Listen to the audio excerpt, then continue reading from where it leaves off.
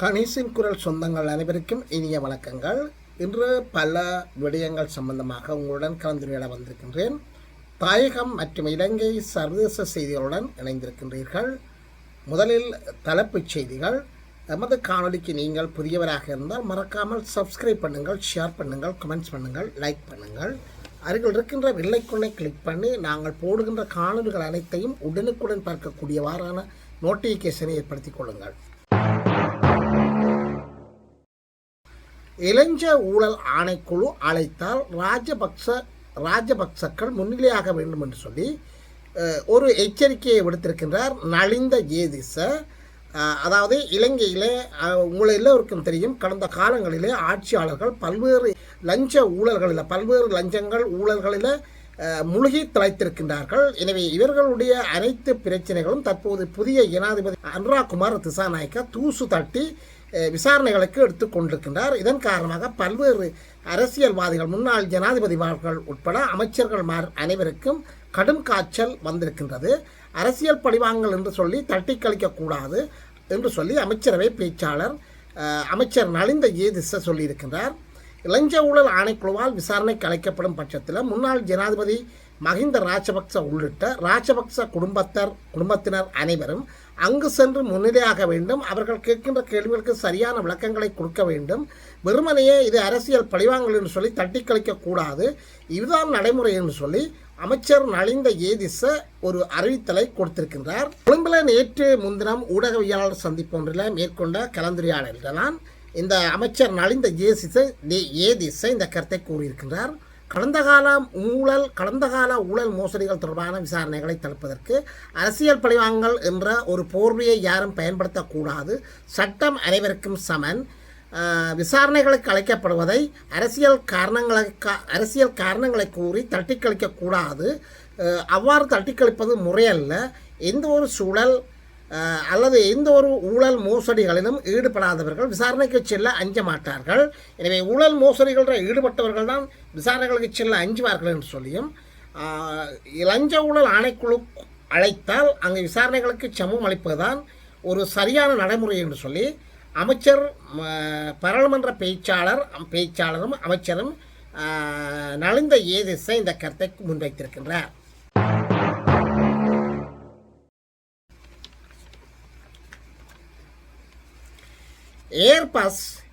Airbus கொள்வனவு முறைகேடு வாக்குமூலம் வழங்க வருமாறு மஹிந்தவுக்கு அழைப்பாணை விடுத்திருக்கின்றார்கள் இலங்கையினுடைய லஞ்ச ஊழல் ஆணைக்குழு. ஏர்பஸ் கொள்வனவில் ஏற்பட்ட முறைகேடுகள் தொடர்பில் வாக்குமூலம் வழங்க வருமாறு முன்னாள் ஜனாதிபதி மஹிந்த ராஜபக்சவுக்கு இலங்கை ஊழல் ஆணைக்குழு ஒரு அழைப்பாணை ஒன்று அனுப்பியிருக்கின்றது.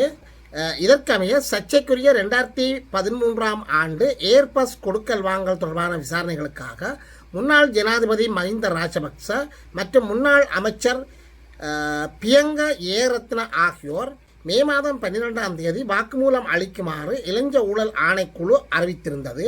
2013ஆம் ஆண்டு ஸ்ரீலங்கா விமான சேவைக்காக 6 ஏர்பஸ் A330 ரக விமானங்களையும் 8 ஏர்பஸ் A350 ரக விமானங்களையும் கொள்வனவு செய்த போது 2 மில்லியன் அமெரிக்க டாலர்களை இலஞ்சமாக பெற்றதாக அப்போதைய ஸ்ரீலங்கன் விமான சேவையினுடைய தலைமை நிர்வாக அதிகாரி கபில சந்திரசேன, மனைவி நியோமாலி விஜயநாயக்கா ஆகியோர் மீது குற்றம் சுமத்தப்பட்டது.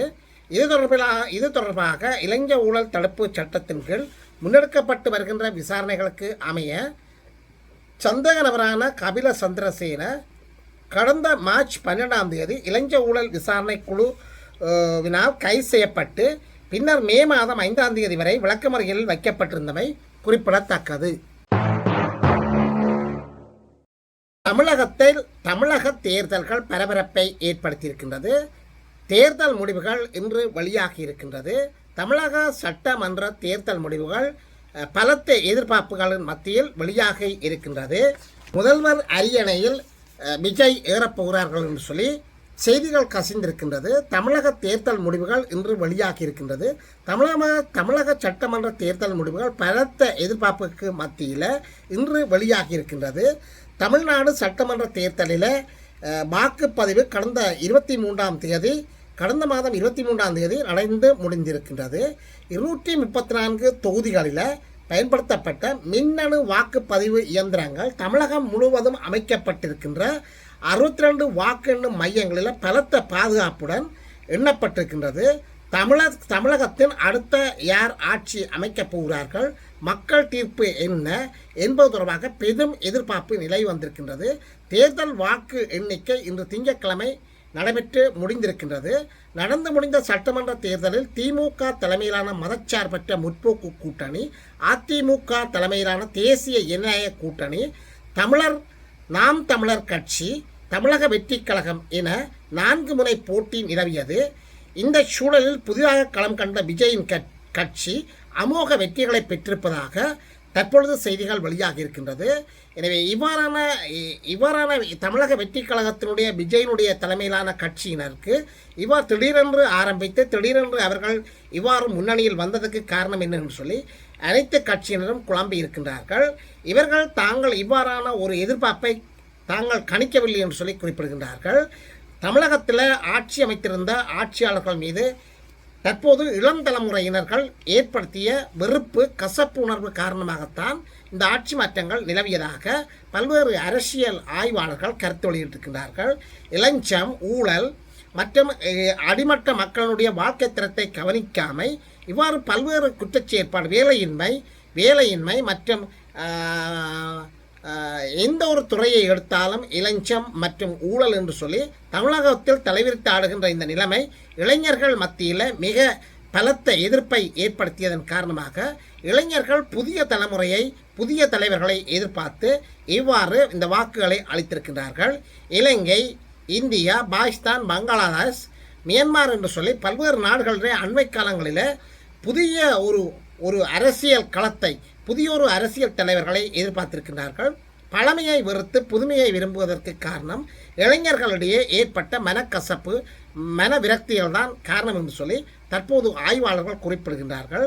எந்த ஒரு நாட்டை எடுத்தாலும் அங்கு இளஞ்சங்கள் மற்றும் ஊழல்கள், வேலையின்மைகள், ஆட்சியாளர்களுடைய அடாவடிகள், இவ்வாறு பல்வேறு பிரச்சனைகளை குறிப்பிட்டு கொண்டே செல்லலாம்.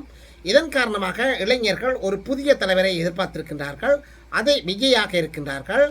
விஜய் 100க்கும் மேற்பட்ட ஆசனங்களை பெற்று அநேகமாக தமிழக சட்டமன்றத்தை ஆளப்போகின்றார் என்று சொல்லி தற்போது செய்திகள் வெளியாக இருக்கின்றது. அறுதி பெரும்பான்மை பெறாதுவிட்டாலும் ஏனைய கட்சிகளுடன் இணைந்து இவர் ஆட்சி அமைக்கப் போகிறார் என்று சொல்லி தற்போது கருத்து வெளியாக இருக்கின்றது.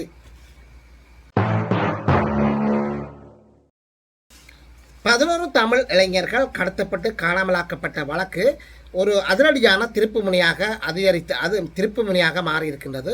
முன்னாள் கடற்படை தளபதி ரவீந்திராவை சந்தேக நபராக பெயரிடுமாறு நீதிமன்றம் மீண்டும் உத்தரவு பிறப்பித்திருக்கின்றது.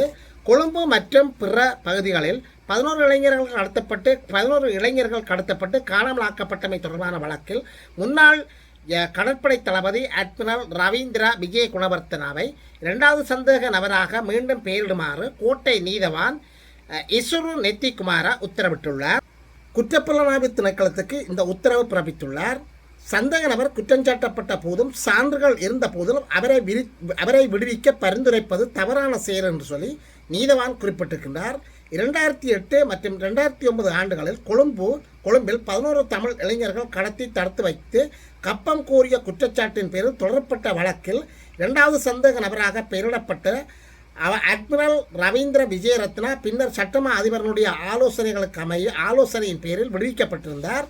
எனினும் அதே வழக்கில் அவரை மீண்டும் சந்தேக நபராக பெயரிடுமாறு நீதவான் உத்தரவிட்டிருக்கின்றார். பாதிக்கப்பட்ட தரப்பின் சார்பாக விரிவான வாதங்களை முன்வைத்த சட்டவாளர் அச்சல செனிவிரத்னாவின் கோரிக்கையை ஏற்றி நீதவான் இந்த உத்தரவை பிறப்பித்திருக்கின்றார். பாதிக்கப்பட்ட தரப்பிற்கு எதிராக தெளிவான சான்றுகள் முன்வைக்கப்பட்டிருந்த போதும் அவரது கோரிக்கையை நிராகரிப்பது சாத்தியமில்லை. சந்தேக நபருக்கு எதிராக போதுமான சான்றுகள் இருப்பதாக தெரிகின்றது. அத்தகைய சான்றுகள் இருக்கின்ற போதும் அவரை விடுவிக்க அறிவுறுத்துவது தவறான நீதியாகும். சுருக்கமற்ற விசாரணையில் ஒரு சந்தேக நபரை விடுவிக்க சட்டமா அதிபருக்கு அதிகாரம் இல்லை. சட்டமா அதிபர் குற்றப்புலனாய்வு திணைக்களத்துக்கு அறிவுறுத்தல்களை வழங்குகின்றார். குற்றப்புலனாய்வு திணைக்களம் அந்த உண்மைகளை நீதிபதியின் முன்னால் சமர்ப்பித்தவுடன் நீதிபதி அவற்றை ஆராய்ந்து தனது விருப்பப்படி பொருத்தமான உத்தரவுகளை பிறப்பிக்கின்றார். சட்டமா அதிபரின் அறிவுறுத்தல்களை பின்பற்ற நீதிபதி கடமைப்பட்டவர் அல்ல. நீதியை உறுதி செய்வதில் சட்டமா அதிபருக்கு ஒரு குறிப்பிடத்தக்க பொறுப்பு உள்ளது. சான்றுகள் இருந்தபோதும் சட்டமா அதிபரின் ஆலோசனையின் பேரில் ஒரு சந்தேக நபரை விடுவிப்பது தவறானது என்று சொல்லி நீதவான் அந்த உத்தரவில் குறிப்பிட்டிருக்கின்றார். அதன்படி குற்றச்சாட்டுக்கள் தொடர்பாக ஒரு புதிய குற்றப்பத்திரம் தயாரிக்கப்பட்டு 10ஆம் தேதி நீதிமன்றத்தில் தாக்கல் செய்யப்பட வேண்டும் என்று சொல்லி நீதவான் கடுமையான உத்தரவை பிறப்பித்திருக்கின்றார். இலங்கை ஜனாதிபதிக்கு கம்பன் விருது வழங்கப்பட்டிருக்கின்றது. கம்பன் புகழ் விருது வழங்கப்பட்டிருக்கின்றது. இனங்களுக்கு இடையிலான சமத்துவத்தையும் நல்லிணக்கத்தையும் ஏற்படுத்த எடுத்து வரும் முயற்சிகளை பாராட்டி தமிழர் பண்பாட்டு உயரிய விருதான கம்பன் புகழ் விருது வழங்கி கௌரவிக்கப்பட்டிருக்கிறது. கொழும்பு வெள்ளவத்தையில் நடைபெற்ற அகில இலங்கை கம்பன் விழாவில் குறித்த விருது வழங்கப்பட்டிருக்கின்றது. போதைப்பொருள் கடத்தல்காரர்கள் சட்டத்திலிருந்து தப்பிக்க முடியாது என்று சொல்லி பாதுகாப்பு அமைச்சரின் செயலாளர் சம்பத் எச்சரிக்கை விடுத்திருக்கின்றார். நாட்டில் கடந்த காலங்களுடன் ஒப்பிடுகையில் தற்போது நாட்டிற்குள் போதைப்பொருள் கொண்டுவரப்படுவது கட்டுப்பாட்டு பாரிய தடை நடவடிக்கைகள் முன்னெடுக்கப்பட்டு வருவதாகவும் அதற்கு முப்படை மற்றும் போலீசாரும் விசேட பங்களிப்பை வழங்கியுள்ளதாக பாதுகாப்பு அமைச்சின் செயலாளர் சம்பத் துய்யா குந்த தெரிவித்திருக்கின்றார். இனி வெளிநாட்டுச் செய்திகள். போர் இழப்பீடு வழங்கும் வரை கோர்மூஸ் நீரிணை திறக்கப்படாது என்று சொல்லி ஈரான் ஒரு அதிரடியான எச்சரிக்கையை அமெரிக்காவுக்கு வழங்கியிருக்கின்றது. கார்மூஸ் நீரிணை வழியினூடாக எதிர்நாட்டு கப்பல்கள் எக்காலத்திலும் பயணிக்க முடியாது என்று சொல்லியும் எக்காலத்திலும் பயணிப்பதை தடுக்கும் வகையில் புதிய சட்டம் ஒன்று இயற்றப்பட உள்ளதாகவும் தெரிவிக்கப்பட்டிருக்கின்றது. குறித்த விடயத்தை ஈரானின் பாராளுமன்ற துணை சபாநாயகர் கமித் ரொஷா காக்ஜி பாப்பை தெரிவித்திருக்கின்றார். அமெரிக்கா மற்றும் இஸ்ரேலுடன் மோதல் உச்சக்கட்டத்தை எட்டிய நிலையில் ஈரானின் இந்த அறிவிப்பு சர்வதேச கடல் போக்குவரத்தில் பெரும் பரபரப்பை ஏற்படுத்தியிருக்கின்றது. இந்த மசோதாவின்படி எதிரி நாடுகள் என வகைப்படுத்தப்பட்ட நாடுகளின் கப்பல்கள் ஈரானுக்கு உரிய போர்க்கால இழப்பீடுகளை வழங்காதவரை இந்த நீரிணை வழியின் ஊடாக செல்ல அனுமதிக்கப்பட மாட்டாது என்று சொல்லி அவர் திட்டவட்டமாக அறிவித்திருக்கின்றார். அத்தோடு இந்த புதிய சட்ட விதிகளின் கீழ் பிற நாடுகளின் வணிக கப்பல்களும் ஈரானிடம் முறையான முன் அனுமதி மற்றும் ஒப்புதல் பெற்ற பின்னரே இந்த கடல்வழி பாதையை கடக்க முடியும் என்றும் கட்டுப்பாடும் விதிக்கப்பட உள்ளது. கார்மூஸ் நீரிணையில் கப்பல் போக்குவரத்து இனி ஒருபோதும் போருக்கு முந்தைய இயல்பு நிலை திரும்பாது என்று சொல்லி காஜி பாப்பை எச்சரித்திருக்கின்றார். இதன் மூலம் உலகில் மிக முக்கியமான எரிசக்தி விநியோக பாதையான கார்மூஸ் நீரிணையின் மீதான தனது முழுமையான கட்டுப்பாட்டை நிலைநாட்ட ஈரான் முயற்சிப்பது தெளிவாக சுட்டிக்காட்டப்பட்டிருக்கின்றது. நாட்டில் மின்னலுடன் கூடிய மழை நாட்டின் தற்போது நிலவும் மழையுடனான வானிலையுடன் பலத்த மின்னல் ஏற்படுவதற்கான அபாயம் காணப்படுவதாக இலங்கையினுடைய வளிமண்டல திணைக்களம் எச்சரிக்கை விடுத்திருக்கின்றது. வளிமண்டலவியல் திணைக்கள பணிப்பாளர் அப்துல் கருணாரத்ன இது தொடர்பான கருத்து வெளியிடுகையில் இந்த மாத இறுதியளவில் மின்னலுடன் கூடிய மேகங்கள் உருவாகும் சாத்தியங்கள் குறையக்கூடும் என்றும் தெரிவித்திருக்கின்றார். இந்த காலப்பகுதியில் மேகங்கள் மூலம் மின்னலுடன் கூடிய மழை பெய்யக்கூடிய சாத்தியக்கூறுகள் இருப்பதாகவும் கூறப்படுகின்றது. எனவே பலத்த மின்னல் ஏற்படுவதற்கான சாத்தியக்கூறுகள் அதிகமாக இருக்கிறது என்று சொல்லியும் மின்னலுடன் கூடிய மழை பெய்யும் போது மின் சாதனங்களை பாதுகாப்பதற்கு அவற்றை மின் இணைப்பிலிருந்து அகற்றி வைக்குமாறும் எச்சரிக்கை விடுத்திருக்கின்றார். 77% அஸ்வஸ்வ பயனாளிகள் வலுவூட்ட திட்டத்தில் இணைப்பு சமுர்த்தி அபிவிருத்தி திணைக்களம் அறிவித்திருக்கின்றது. நாட்டில் உள்ள அஸ்வஸ்வ பயனாளிகளில் சுமார் 77% வலுவூட்டல் திட்டத்தில் உள்வாங்கப்பட்டுள்ளதாக சமுர்த்தி அபிவிருத்தி திணைக்களம் தெரிவித்திருக்கின்றது. 2023ஆம் ஆண்டு முதல் உலக வங்கி மற்றும் ஆசிய அபிவிருத்தி வங்கி ஆகியன இந்த முன்னோடி திட்டங்களை ஆரம்பித்துள்ளதாக சமுர்த்தி அபிவிருத்தி திணைக்களத்தின் பணிப்பாளர் நாயகம் தம்மிக்க முத்துக்கல தெரிவித்திருக்கின்றார். உலக வங்கி திட்டத்தின் கீழ் 10,975 பயனாளி குடும்பங்கள் வலுவூட்டல் திட்டத்திற்காக தேர்ந்தெடுக்கப்பட்டிருப்பதாகவும் அவர் குறிப்பிட்டிருக்கின்றார். அவர்களில் சுமார் 40% இதுவரை இந்த திட்டத்தில் இணைக்கப்பட்டுள்ளனர். இதேவேளை ஆசிய அபிவிருத்தி வங்கியும் 13 மாவட்டங்களில் உள்ள 10,300 குடும்பங்களை வலுவூட்டுவதற்கான முன்னோடி திட்டம் ஒன்றை நடைமுறைப்படுத்தி வருவதாகவும் பணிப்பாளர் நாயகம் தெரிவித்திருக்கின்றார்.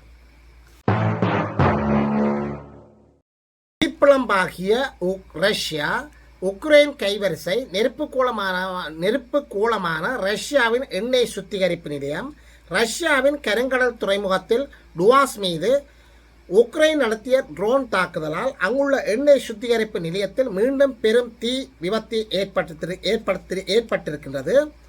ஏப்ரல் 16ஆம் தேதிக்கு பிறகு டுவாஸ் துறைமுகம் இலக்கு வைக்கப்படுவது இது 4வது தடவையாகும் என்று சொல்லி கூறப்படுகின்றது. இந்த தாக்குதலால் ரஷ்யாவின் எரிசக்தி உற்பத்தி துறை கடுமையாக பாதிக்கப்பட்டிருப்பதாகவும் செய்திகள் வெளியாகி இருக்கின்றது. இந்த பகுதி கடுமையான சுற்றுச்சூழல் பாதிப்புகள் ஏற்பட்டிருப்பதாகவும் செய்திகள் வெளியாகி இருக்கின்றது. கடல் மட்டத்தில் எண்ணெய் கசிவுகள் ஏற்பட்டதால் இந்த பகுதியில் உள்ள கடற்கரைகள் மாசடைந்து மக்கள் பெரும் அவலத்துக்குள்ளாகி இருக்கின்றார்கள் என்று சொல்லி குறிப்பிடப்பட்டிருக்கின்றது. டுவாஸ் நகரின் கடந்த செவ்வாய்க்கிழமை முதல் அவசர நிலை பிரகடனப்படுத்தப்பட்டிருக்கின்றது. கடற்கரை ஓரங்களில் கசிந்த சுமார் 13,300 கனமீட்டர் எரிபொருள் மற்றும் மாசுபட்ட மண்ணை அகற்றும் பணிகளில் அதிகாரிகள் ஈடுபட்டிருக்கின்றார்கள். வான்வழி தாக்குதல் காரணமாக மக்கள் வீடுகளுக்குள்ளே இருக்குமாறும் ஜன்னல்களை மூடி வைக்குமாறும் அறிவுறுத்தப்பட்டிருக்கின்றார். மேலும் குழாய் நீரை குடிக்க வேண்டாம் என்று சொல்லியும் போத்திலில் அடைக்கப்பட்ட நீரையே பயன்படுத்துமாறும் உள்ளூர் நிர்வாகம் கேட்டிருக்கின்றது. மேதின விடுமுறை தினமாகிய வெள்ளிக்கிழமை அன்று மக்கள் பாதுகாப்பான இடங்களுக்கு செல்லுமாறு எச்சரிக்கை விடுக்கப்பட்டிருக்கின்றது. இந்த தாக்குதல் குறித்து சமூக வலைத்தளங்களில் அவுறுத்தி தெரிவித்துள்ள உள்ளூர் மக்கள் மாஸ்கோவில் உள்ள மத்திய அதிகாரிகளுடைய மெத்தன போக்கே இந்த நிலைக்கு காரணம் என்று சொல்லி எச்சரிக்கை மக்கள் விமர்சித்து வருகின்றார்கள். டெல்லியில் அதாவது இந்தியாவில் பரபரப்பை ஏற்படுத்தி வருகின்ற தர்பூசணி பழம், அதாவது ஒரே குடும்பத்தைச் சேர்ந்த 4 பேர் உணவுண்டதன் பின்னர் தர்பூசணி பழம் உண்டு இறந்திருக்கின்றார்கள். இது சம்பந்தமாக தற்பொழுது திடீர் திருப்பம் ஒன்று ஏற்படுத்தியிருக்கின்றது.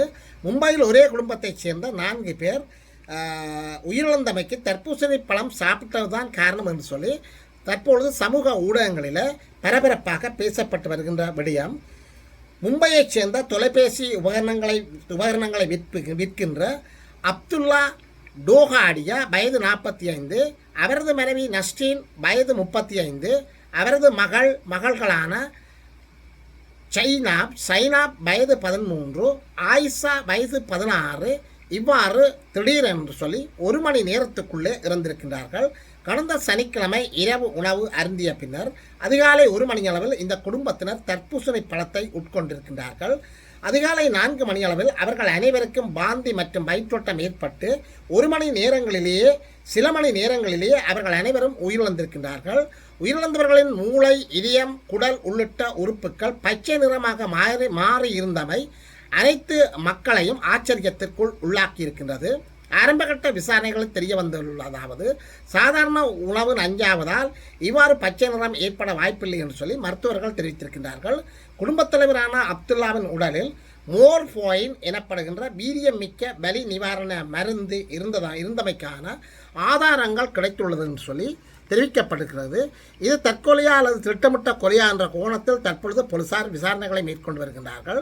தர்பூசணி பழத்திற்கும் இந்த மரணங்களுக்கும் நேரடியாக தொடர்பு இருப்பதாக இதுவரை உறுதிப்படுத்தப்படவில்லை என இந்திய உணவு மற்றும் மருந்து கட்டுப்பாட்டு அதிகார சபை தெரிவித்திருக்கின்றது. எனவே இறுதி மருத்துவ அறிக்கை வரும் வரை இது சம்பந்தமாக கருத்து கூற முடியாது என்று சொல்லியும் செய்திகள் வெளியாக இருக்கின்றது. ஈரான் மீதான முற்றுகை தீவிரமடையும் என்று சொல்லி குறிப்பிடப்பட்டிருந்த அமெரிக்கா 48 வணிக கப்பல்களை திருப்பி அனுப்பியிருக்கின்றது. ஈரான் துறைமுகங்களை இலக்கு வைத்து அமெரிக்கா மேற்கொண்டு வருகின்ற கடற்படை முற்றுகையின் ஒரு பகுதியாக கடந்த 20 நாட்களில் மட்டும் 48 வணிக கப்பல்கள் திசை திருப்பப்பட்டுள்ளதாக தெரிவிக்கப்பட்டிருக்கின்றது. குறித்த விடயத்தை அமெரிக்கா மத்திய கட்டளை அதிகாரப்பூர்வமாக அறிவித்திருக்கின்றது. முற்றுகை விதிகளை பின்பற்றுவதை உறுதி செய்வதற்காகவும் ஈரானுக்கான விநியோக சங்கிலியை முடக்குவதற்காகவும் இந்த நடவடிக்கை எடுக்கப்பட்டுள்ளதாக சென்காம் விளக்கியிருக்கின்றது. கடந்த பிப்ரவரி 28 அன்று தொடங்கி அமெரிக்கா மற்றும் இஸ்ரேலின் போர் நாள் கார்மூஸ் நீரிணை வழியாக செல்கின்ற சர்வதேச கப்பல் போக்குவரத்து ஈரான் கடுமையான கட்டுப்பாடுகளை விதித்திருக்கின்றது. இதற்கு பதிலடி கொடுக்கும் வகையில் ஏப்ரல் 13 முதல் ஈரான் செல்லும் கடல்வழி பாதைகளை இலக்கு வைத்து அமெரிக்கா இந்த கடற்படை முற்றுகையை நடைமுறைப்படுத்தி வருகின்றது ஒரு சம்பவமாக கருதப்படுகின்றது. இதுபோன்ற செய்திகளை பார்ப்பதற்கு தொடர்ந்தும் கணேசன் குரலுடன் இணைந்திருங்கள். மீண்டும் இன்னொரு செய்தியில் வந்து உங்களை சந்திக்கும் வரை உங்களிடமிருந்து விடைபெற்றுக் கொள்கின்றேன். நன்றி, வணக்கம்.